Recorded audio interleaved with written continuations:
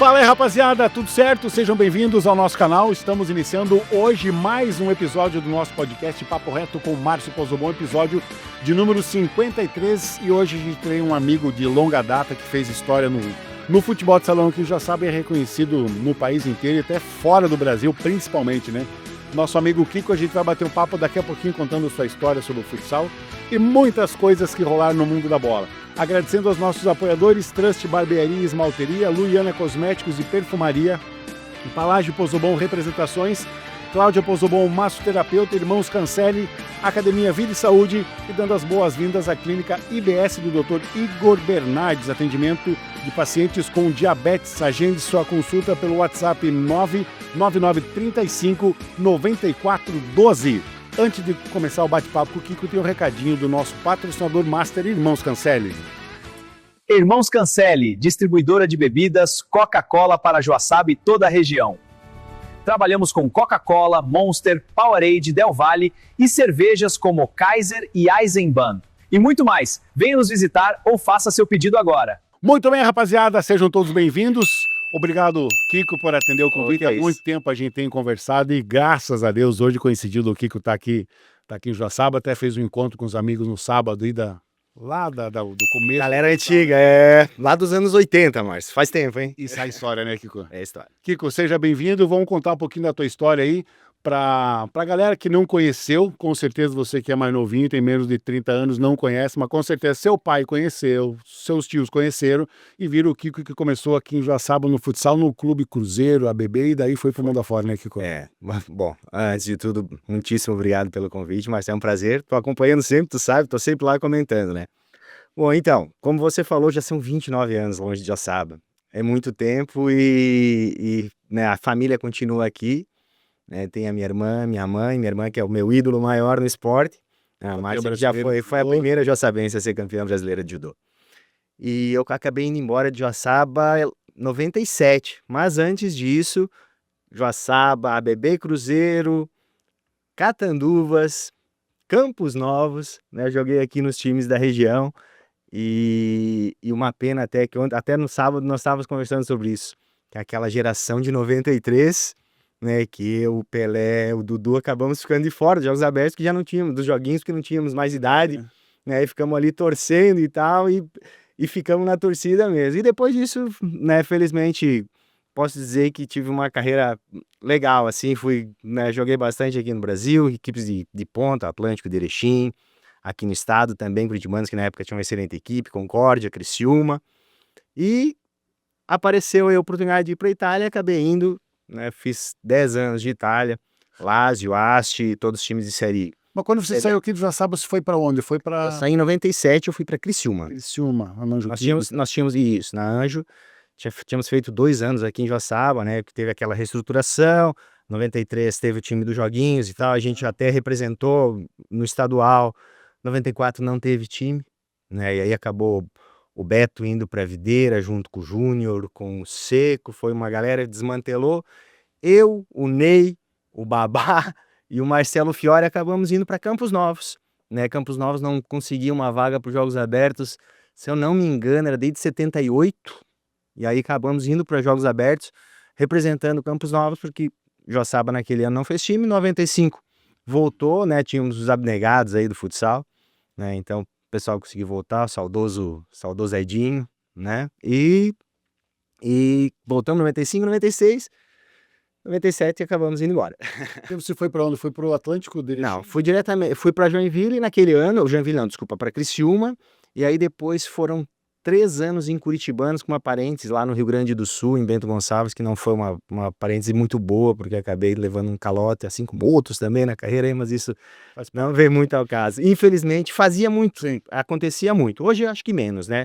Não acompanho, como estávamos conversando aqui anteriormente, acompanho o futsal de Joaçaba e a gente vê que está bem organizado, bem estruturado, e essa evolução é necessária, né? E é bom ver isso, é bom saber que Joaçaba ainda conta com isso, conta com os abnegados, com essas pessoas que fazem um tudo, né, para poder ter esporte amador, a gente sabe quanto difícil é. Dentre tantos esportes que a Joaçaba hoje tem em destaque novamente, né, da base das associações que vem ganhando força cada vez mais, o salão sempre foi o coraçãozinho do Joaçaba, O né? futsal sempre foi, né? Mas estávamos conversando aqui anteriormente, né?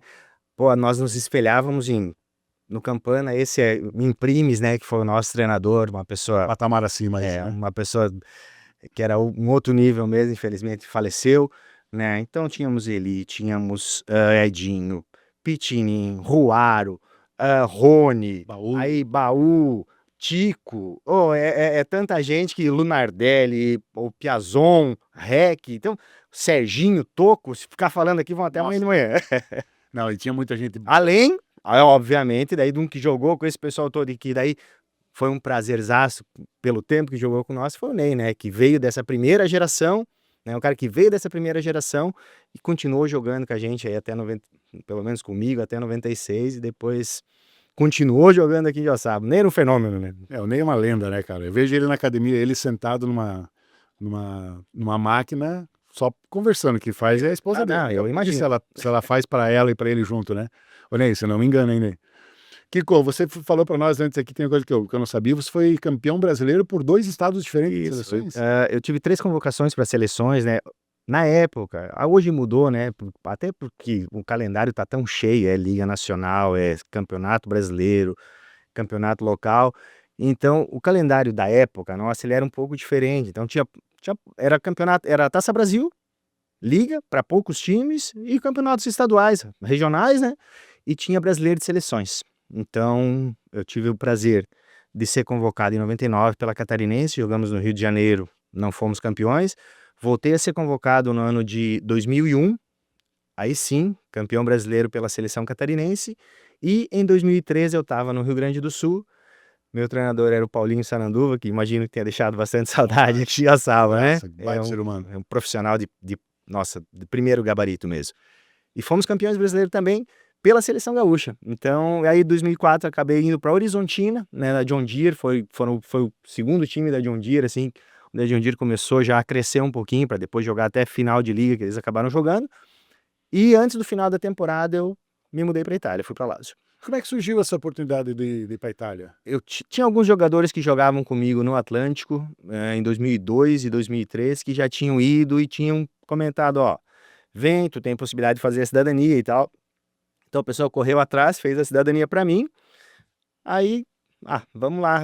Inclusive foi um ano bem atípico, 2004. Foi o Mundial de Taipei, não, a Tailândia, acho que foi isso. Eu tinha uma pré-convocação para a seleção brasileira. Tava na lista dos 40, mas acabou não rolando, sem problema também.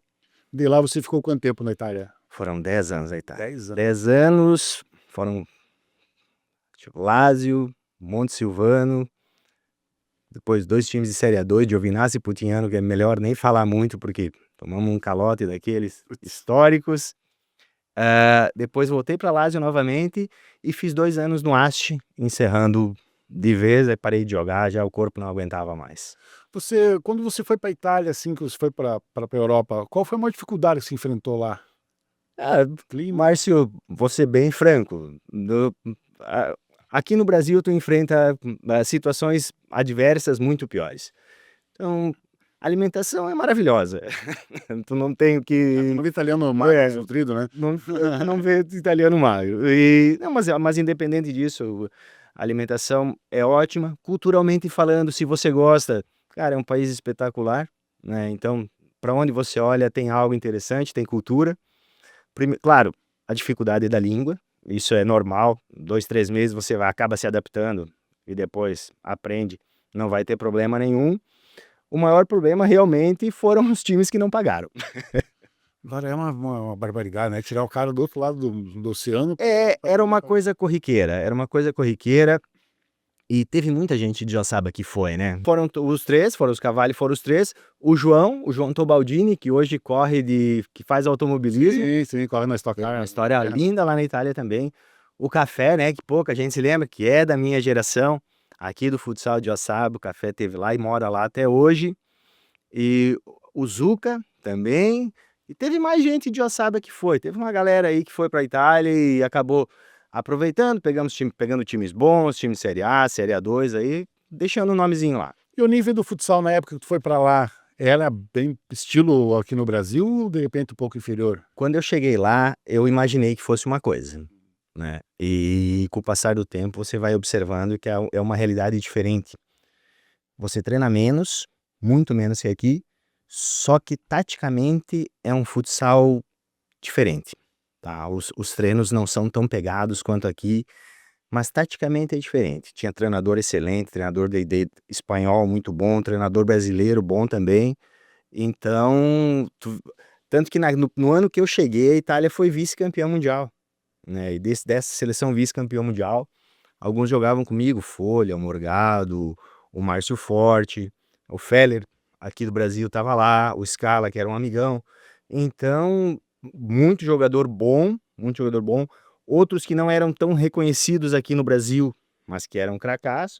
E o Seco, que fazia parte dessa seleção também, que foi vice-campeã em 2004 e terceira colocada no Brasil em 2008.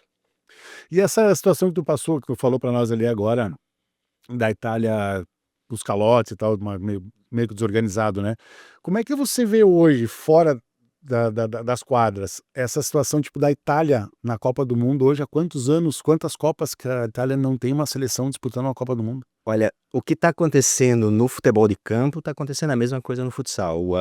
No futebol de campo, a Itália não foi para as 2 últimas Copas, ou Ou para as mais, 3 últimas Copas, acho, né? é. As 3 últimas. Ele teve no Brasil em 2014, não foi 18, 22 e 26, e no futsal mais ou menos parecido.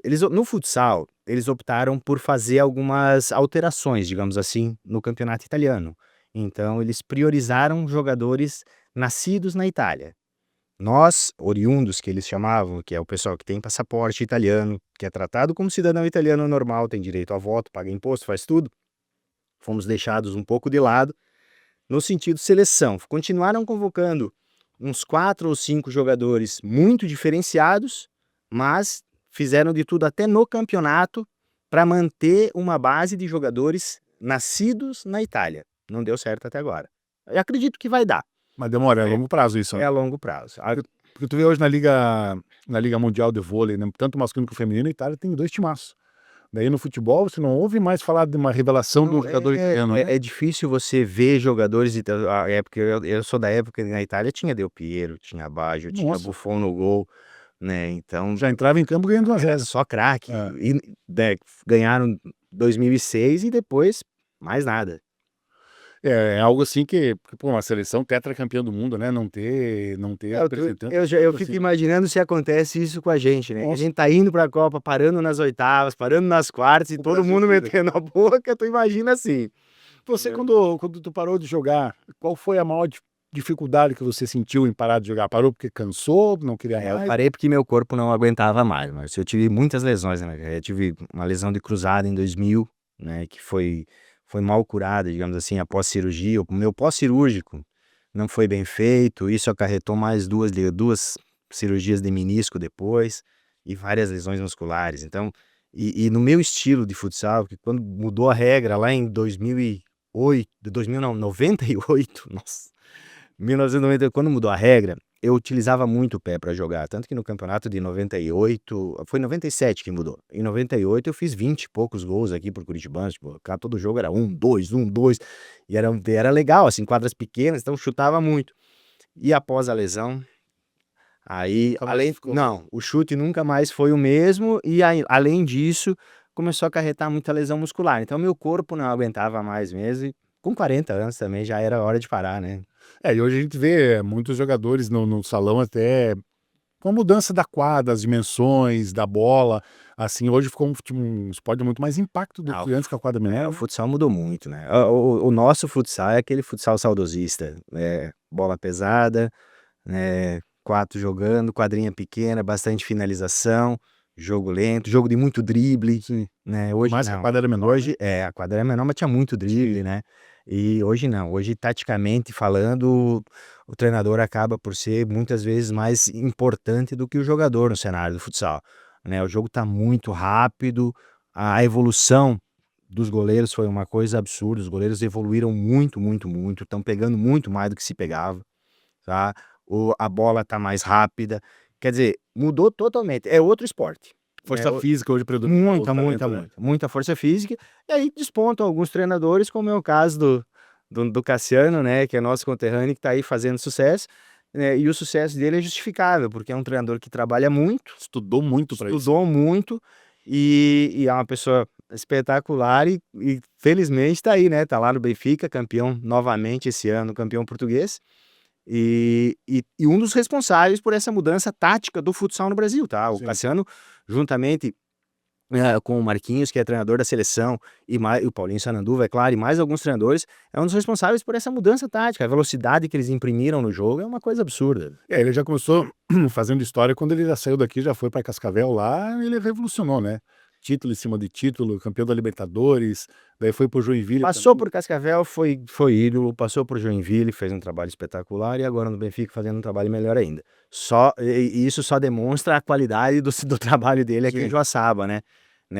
Na época até nós estávamos conversando, tipo, conseguiu levar, e um guri que tá lá com ele agora, que é o Léo Gugiel, eu vi 2 ou 3 partidas dele, falei, um guri, meu Deus, mano, era uma coisa absurda, assim, um goleiro é um nível que 30 anos atrás era impensável, tipo, a gente era bom, nem se questiona, talvez para a época éramos ótimos, mas com essa evolução toda que teve no futsal, o pessoal que jogou antigamente, que tecnicamente era muito bom, muito forte, não imagino como jogaria hoje. Mas jogariam porque eram craques, mas a mudança foi muito grande. Na época ali que você estava despontando para o time adulto ali em Santa Catarina, tinha grandes equipes do futebol de salão, né? Na nossa época, Chapecó, Joaçaba, sim, a Nered de Rio do Sul, Elásia de Floripa. Isso, Elásia, aí tinha a Tupera de São Bento, que era um time muito bom também, né? Que foram os times dos anos 90 aqui do Brasil. É óbvio que nós nos espelhávamos,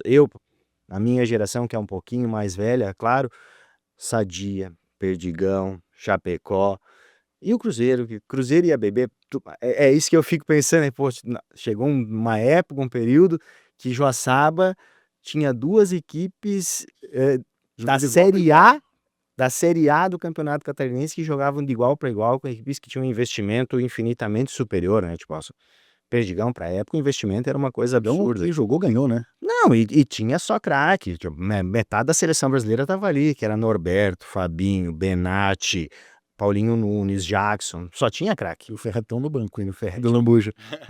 Mas eu lembro também que a gente sempre via, o Silveirão lotava para Perdigão e Cruzeiro, Sadia e Cruzeiro, e não era aquele jogo de Perdigão campeão do mundo, campeão de tudo. Aqui o jogo era pau a pau, né? Márcia estava comentando no sábado, nessa reunião de amigos que nós fizemos aí, que é o pessoal dessa geração, que nós fomos os primeiros joguinhos abertos por Joaçaba em 1990, e eu tive a felicidade de fazer uns jogos abertos em Chapecó. Eu treinava junto com o pessoal do Cruzeiro, eu tinha 15 anos de idade, em 1989. Foi meu primeiro Jogos Abertos. Eu acho que o Beto foi junto também nesse. E era uma coisa assim, tipo, tu via, tu acompanhava, dizia, meu, eu tô aqui. Era um sonho, porque um menino de 15 anos estava ali treinando e tal, com os caras, era um sonho. Copa Manchete, tu tava ali, ginásio lotado no sábado de manhã, domingo de manhã. No mundo tava aqui. O Votorantim. Do Amaral, nossa, era uma coisa, é como se hoje fizéssemos um quadrangular aqui em Joaçaba, um hexagonal, e trouxéssemos Jaraguá, Joinville, Magnus, a CBF e Atlântico, e o time da casa. Então, eram poucas competições na época, mas era de um nível altíssimo, né? Na época que teve essa Copa Manchete, foi um desfile de craques, né? O que tinha de melhor no mundo, né? E era aquela quadrinha daquele tamanho, Silveirão fervendo, chute de tudo que é lado. Você tá acompanhando, seguido até pelas transmissões no YouTube, eu acho que passa o Joaçaba, né? O time do Joaçaba tem acompanhado? Assisti ontem, inclusive. Tem gostado, tá vendo? A gente sabe que tá passando por uma reestruturação, né?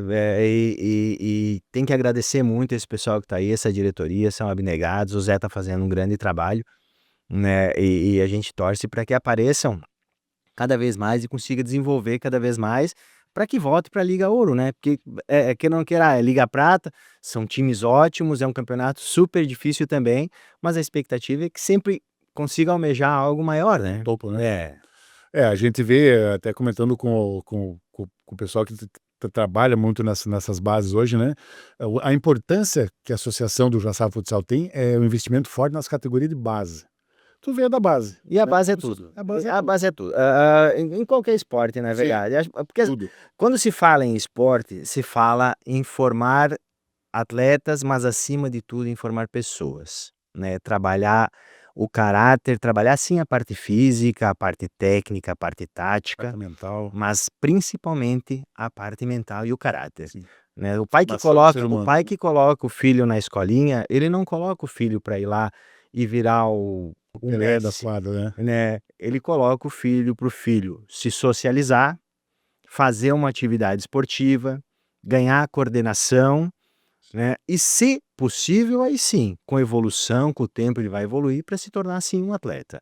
Mas não acredito que qualquer pai coloque o filho no judô, na ginástica, no vôlei, pensando em ter um filho que vai ser meu filho vai ser o melhor do mundo, vai ser diferenciado. Não, eu quero que meu filho se socialize e meu filho vire um ser humano melhor. Hoje você que acompanhou o esporte europeu lá, o futsal, estamos jogando na Itália, o resto da região da Europa que tem investido forte no futsal, quem vem com nome forte no futsal hoje? Olha, Espanha sempre, né? Espanha sempre. Portugal, Benfica e Sporting são duas equipes que vêm ganhando Champions aí nos últimos anos. A Rússia diminuiu um pouco o investimento que já fez, o próprio Cazaquistão, que já fez investimento alto em alguns anos atrás, diminuiu bastante. Tem um futsal razoável na Bélgica, tem um futsal razoável na França, e na Itália também tem um bom futsal. Esses são os países com mais engajamento de brasileiros, digamos assim. Mas eu tenho conhecidos e amigos que estão no Japão, tenho um conhecido que está nos Estados Unidos, que é o Diego, que, né, um guri que aqui do estado, ele é lá de Criciúma. O Diego tem uma história maravilhosa, assim, um guri que foi para os Estados Unidos, porque o pai dele mora nos Estados Unidos, foi para lá para fim de carreira já e tal, e começou a jogar futsal, se envolveu com a federação. Hoje ele é uma espécie de CEO da Federação Americana de Futsal, e levou para lá o Hernan, que jogou comigo no Asti, no Monte Silvano, o Hernan Garcias, que é um treinador de futsal argentino, para ser o treinador da seleção de futsal dos Estados Unidos. Então, quer dizer, tem gente espalhada por tudo que é canto aí. E países assim como os Estados Unidos, Japão, até no próprio futebol de campo, são países que Estão evoluindo bastante. Da Estão Copa evoluindo, eles estão fazendo. né? O Diego mesmo está fazendo muitos treinamentos lá. O Marquinhos esteve lá, que é o treinador da seleção brasileira, esteve lá há pouco tempo. O Justosi, que é um bom treinador lá da Itália, esteve lá também para fazer um trabalho. Então, quer dizer, tá tendo essa aproximação do pessoal e isso é legal. A evolução do esporte sempre é bom, né? Desses clubes que você jogou, qual o que você mais sente saudade hoje de E ter? tudo. Tudo. Márcio, é o dia a dia, é aquela rotina, porque é uma rotina cansativa, mas é uma rotina legal, né? É você saber que amanhã eu vou ter que fazer isso no treino, vai passar isso, então vou ter que evoluir nisso, que eu acho que não estava legal e tal, então isso eu posso melhorar. E é claro, a ansiedade pós-jogo, né? Principalmente quando chega um jogo importante, uma final, né? Pá, o que vai ser amanhã? Será que o ginásio vai estar lotado? Como é que vai ser? Então, Mas e clube? Qual o clube que você mais gostou de jogar aqui? de todos no Brasil e na Itália, o clube que para mim diferenciado foi o Atlético de Erechim. Atlântico. O Atlético me abriu as portas, na verdade, foi o primeiro clube que eu disputei uma liga. E Erechim é uma cidade maravilhosa. E é legal que eu fazia faculdade lá em Erechim, então, tipo, eu fazia direito na URI e jogava no Atlântico. Era uma coisa espetacular, assim. Erechim é uma cidade maravilhosa, um povo acolhedor, um lugar espetacular. Joaçaba não tem como falar, né? Porque Joaçaba é minha casa, então, tipo, sempre foi minha casa. É diferente, tipo, aqui eu nasci, aqui eu me criei, né? E aqui eu apareci pro esporte, então, tipo, mas se tivesse que optar por um lugar, Joaçaba seria sempre o primeiro, é óbvio, mas Erechim é uma cidade maravilhosa. Aqui quando você começou no salão, foi com quem, treinador? Campana mesmo? Não. A minha história, nós estávamos até falando sobre isso no sábado, é bem interessante, porque eu comecei, estudava aqui na Santíssima e tal, e apareceu um treino no campo para fazer, os caras me convidaram para ir jogar no campo. Cheguei lá, eu era o professor Ovídio, falecido Ovídio, Sim. treinador. Aí eu tava jogando na linha, ele falou, vai no gol. Não que ele me falou indiretamente assim que eu não era bom na linha, que eu era ruimzinho. Vai pro gol e tal. Aí eu pensei, vou no gol. Aí fui razoavelmente bem. No dia seguinte já tinha um jogo, no sábado de manhã. Chegamos lá para treinar, para jogar. O professor Ovidio não apareceu. Teve um problema de saúde e não apareceu. Aí acabei conhecendo o Beto, a galera e tal. Vamos treinar com a gente futsal. Aí treinei com o professor Chumbinho e com o professor Augusto. Chumbinho que depois virou preparador físico. Isso. Meus dois primeiros treinadores. Aí, contemporaneamente, tem a escolinha do Campana. Vamos lá para beber treinar. Fomos para beber para treinar com o Campana. Aí continuou, né? Aí, felizmente deu certo e tal. Aí, mesmo ali em 89, com 14, 15 anos, jogando, representando o município, já apareceu para treinar junto com a equipe adulta do Cruzeiro, que para mim era, imagina, um guri, como eu falei antes, um guri de 15 anos, treinar com a equipe adulta do Cruzeiro, era um sonho, né? Imagina. E aí tinha treino, às vezes tinha treino 10 horas da noite, na ABB, com o juvenil, daí era aquilo, o que pudesse estar dentro do ginásio eu tava. Não, e o Kiko, o engraçado dele é que ele é assim, um cara sempre sorridente, conversador, assim, mas dentro da quadra fechou o semblante. Sempre um cara sério. Os caras já vinham meio com medo pra vir pra cima de ti, né? Mas era pequenininho, né? Mas, Não, mas tem um goleiro fantástico. A gente que acompanhou a história do Kiko até ele ir embora. Depois a gente não viu mais, né? E depois que encerrou a carreira, nunca passou pela cabeça você participar como técnico, treinador de goleiro ou coisa assim? Não. Depois que eu encerrei, eu até tive conversando com o Xande, lá da Malve, no retrasado, quando eles estavam fazendo as finais do Campeonato Catarinense, ele falou que, podia ter, né, sido treinador de goleiro e tal. Eu falei, Xande, prefiro ser lembrado como um bom goleiro do que como um treinador medíocre. Então, acho que não sou capacitado para isso, não tenho problema nenhum em falar também. Não se preparou pra isso também, né? Eu falei, eu tive uma carreira espetacular. Foram 25 anos jogando, cara, não aguentava mais. Né? 25 anos dentro de uma quadra, com aquela rotina, não tendo sábado, não tendo domingo. Longe da família.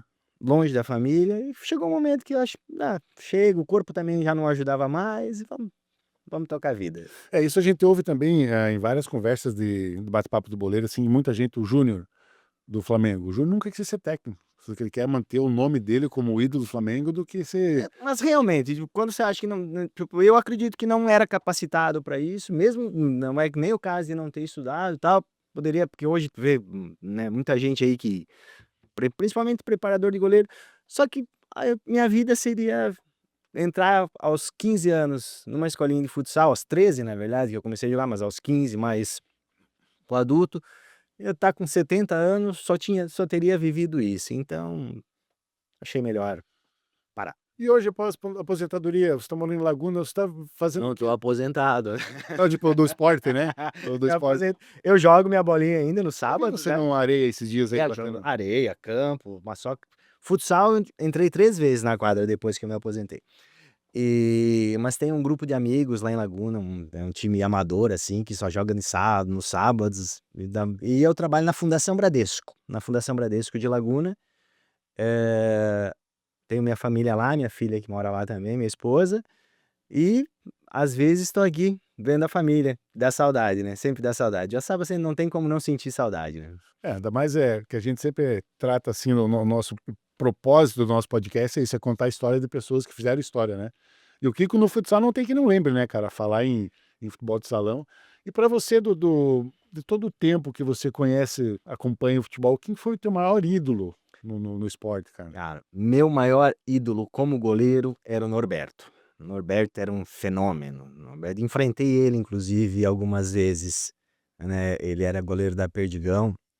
Nós tínhamos aqui em Joaçaba, não no ano que eu iniciei, porque no ano que eu iniciei os goleiros eram o Rodrigo, O Cachorrão? o Cachorrão e o Piasson, né?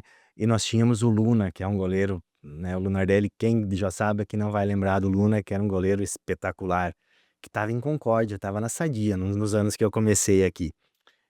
Mas pelo modo de jogar, né, foi o Norberto, o que o pessoal começou a fazer em 97, ele já fazia em 1990, só que só era liberado chutar de dentro da área. Ele jogava a bola, e eu lembro bem, assim, dele jogando, que ele rolava ela aqui, ela parava, ele batia muito, muito bem na bola. Além de ter um reflexo espetacular.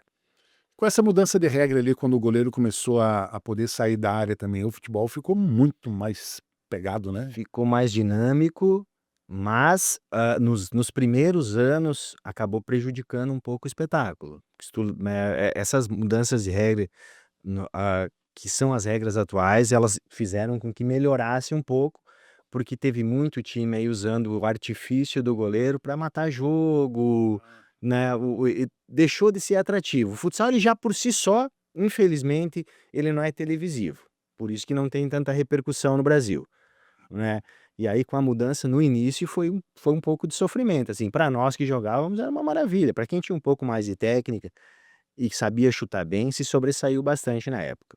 Eu lembro na época que o Joaçaba tinha o Ney no gol. Goleiraço, Lá em Joinville. Então, Cara, ele ele preparador de saía, goleiro. ele batia melhor que muitos jogadores. Nos primeiros anos, vou falar dos catarinenses, que era a nossa realidade, né? Era o Feller, o Alexandre, que estava na Tupper, o Ivan, que fez muito gol, foi pro Vasco, foi pro Inter, foi pro Atlântico também.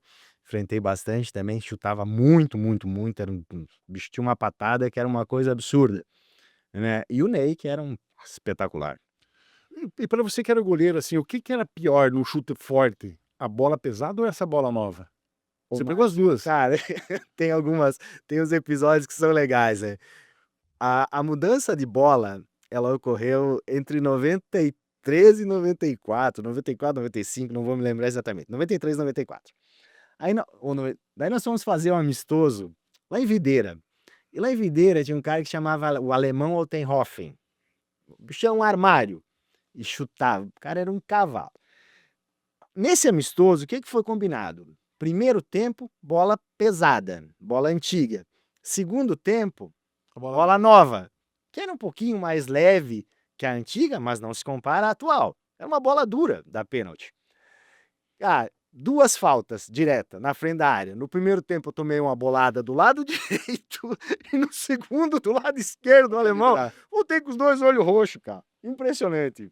Olha, se falar, ninguém acredita. Pô, duas boladas, uma bola nova pra sentir a bola nova como é que é e uma com a bola antiga pra ver como é que era também. Porque até antes do goleiro poder sair jogando com o pé, o goleiro trabalhava muito o braço para lançar ela forte pelo chão. Acho que a pesada era mais fácil você lançar ela, né? Era mais fácil, e nós estávamos comentando sobre isso sábado também, que foi talvez o episódio que marcou mais a minha carreira em Joaçaba, né? E a gente brinca até hoje, que a gente lembra que nós fomos para os Jogos Abertos em Rio do Sul, em 95, e nós estávamos jogando com o CRC, Chapecó, que foi campeão dos Jogos Abertos naquele ano. O que o Seco fez nesse jogo foi uma coisa fora do comum. Não era uma coisa normal. O jogo estava 5-1 para nós. Dando caneta e fazendo. Nossa, só não fez chover dentro do ginásio. Porque a galera fala muito do Falcão, né? Sim. Mas o que o Seco fazia era muito mais do que o Falcão fazia. Mas voltando a esse jogo, 5-1, 5-2, 5-3, 5-4. E naquela época podia voltar a bola pro goleiro pegar com a mão para lançar. Recuaram a bola para mim, eu peguei com a mão e fui lançar. Esses Jogos Abertos em novembro. O ginásio de Rio do Sul era igual o Silveirão. Caldeirão. Um caldeirão suado. A bola escapou da minha mão. Gol contra. 5-5. Olha, eu passei na minha vida muitos momentos difíceis no esporte. Lesão, machuquei cruzado, menisco 2 vezes, muita lesão muscular, mas essa para mim foi a maior dor esportiva. Esse gol contra que eu fiz com a mão nesse jogo. Porque nós todos novos, né? Eu, o Júnior, o Beto, o Seco, era um time, o Ney, era um time Mani, Moreira, que Sim. pouca gente lembra, que Caruaçava, né? Mani de Jaborá e o Moreira lá de Catanduvas. E, cara, era um jogo espetacular. Aconteceu isso. Sabe quando, assim, aquele banho de água fria, e o resto da temporada foi uma porcaria, porque não consegui me recuperar mentalmente depois disso aí.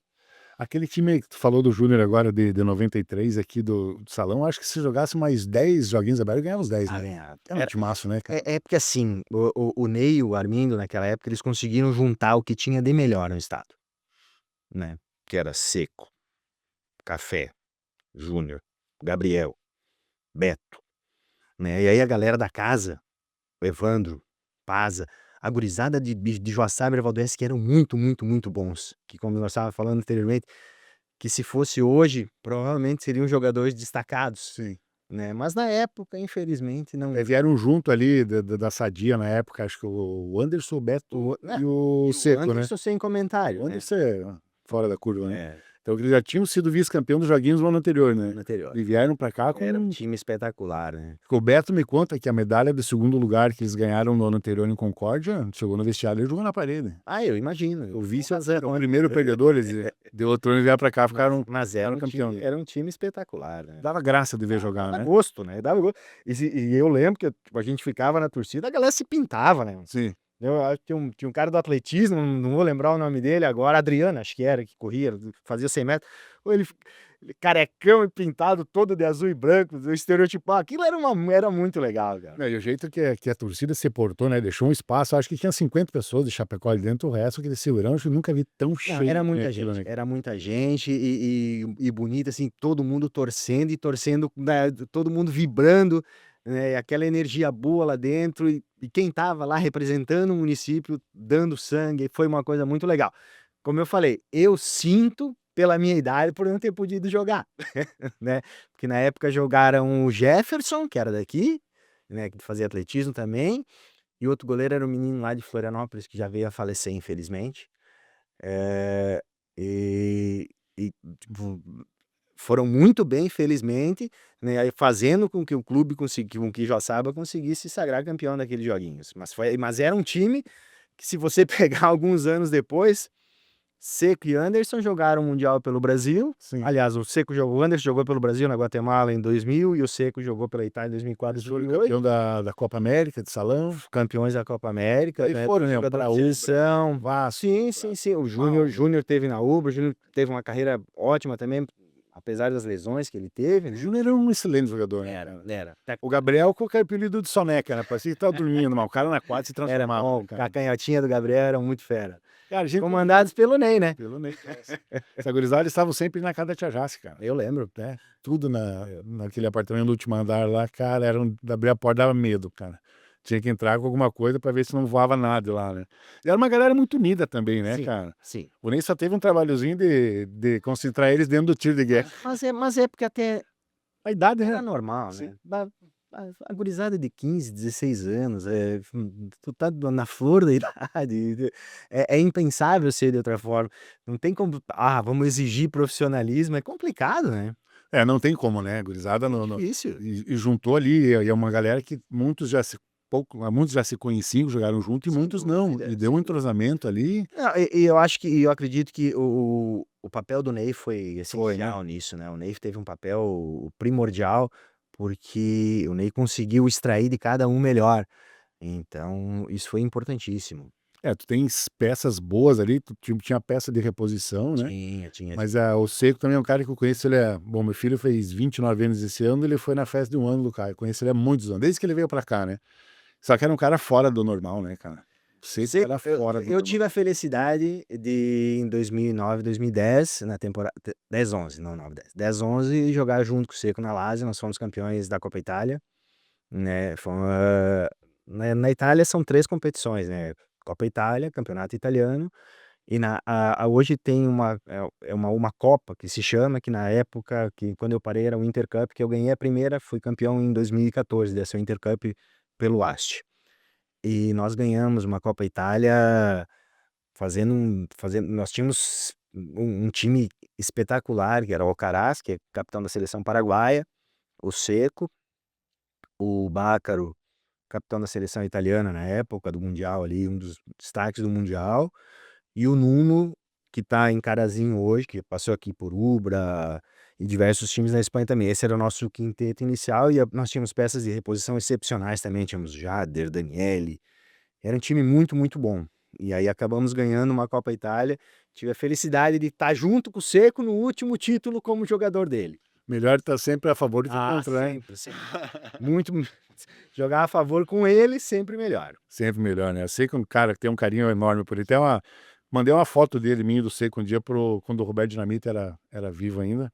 Falei, lembra? Jogou no Vasco aí, não lembro o ano que ele jogou, 98, acho que ele jogou lá. Em 2000 no Vasco. 2000, né? Foi campeão brasileiro. Cara, ele me respondeu assim, lembro sim, jogava muito. Daí eu tirei um print da conversa, mandei pro Seco lá. Então ele é um cara que tem uma história muito boa onde... Tá lá, né? Pô, né? Tá lá no Vasco. Eu tive no Rio agora, em abril, nós estivemos no Rio. Até ele não conseguiu ir, porque no dia eles tinham um jogo da Liga, da Liga Prata, que eles estão jogando. Mas o preparador físico dele lá, teve lá com a gente, tá? A gente foi fazer um joguinho lá no Rio, esse meu time lá de Laguna. E eu sei que tava lá, conversei com ele e tal, mas ele não pôde se fazer presente, mas mandou esse preparador físico lá. E ele como é um cara assim que ele é muito rápido de raciocínio, de atitudes assim em quadra, né? Ele é um cara que ele tem uma visão diferente do futebol, então eu vejo ele como um excelente técnico. O Seco é diferenciado e não é promessa, porque promessa é alguém que não tenha feito trabalho nenhum, o Seco já fez trabalho excelente aqui na região, já fez trabalho excelente fora do país, né? Ali em Xaxim mesmo também fez um trabalho espetacular e falta ganhar, né, Márcio? Sim. A partir do momento que você ganha, você inicia a ser mais lembrado, digamos assim. E nessa evolução que a gente comentou antes ali do Cassiano, o jeito que ele se preparou, que ele estudou, que ele se dedicou, tu não vê no futuro assim ele na seleção brasileira? Eu acredito que hoje o técnico mais renomado brasileiro, depois do Marquinhos, é o Cassiano, sem dúvida nenhuma. Então, Questão de tempo. acredito que sim. Acredito que o Cassiano tem todos os predicados aí para ser o próximo treinador da seleção brasileira. Bom, gente, esse foi o nosso episódio que eu estava aguardando há muito tempo para fazer. Já são 53 episódios que a gente está aqui contando histórias de pessoas, e o Kiko é um amigo que eu tenho de longa data, né? Já tempo estava combinando, e que bom que dessa vez deu certo. Kiko, obrigado pela tua participação, parabéns pela tua história, né? Eu que agradeço, mas como eu falei, estou sempre acompanhando, sempre fazendo, colocando os comentáriozinhos, dando as curtidinhas, né?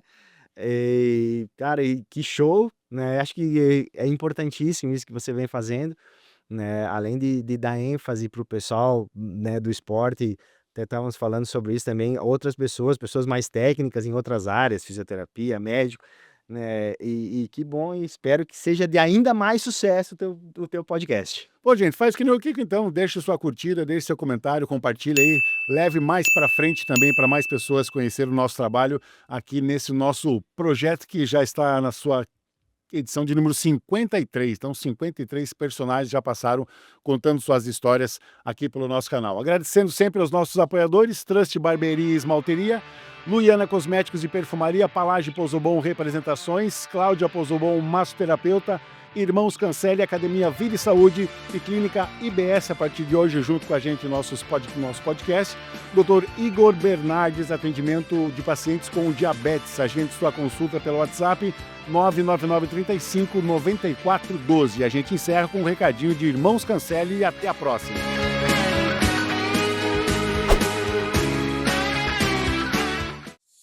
Irmãos Cancelli, distribuidora de bebidas Coca-Cola para Joaçaba e toda a região. Trabalhamos com Coca-Cola, Monster, Powerade, Del Valle e cervejas como Kaiser e Eisenbahn.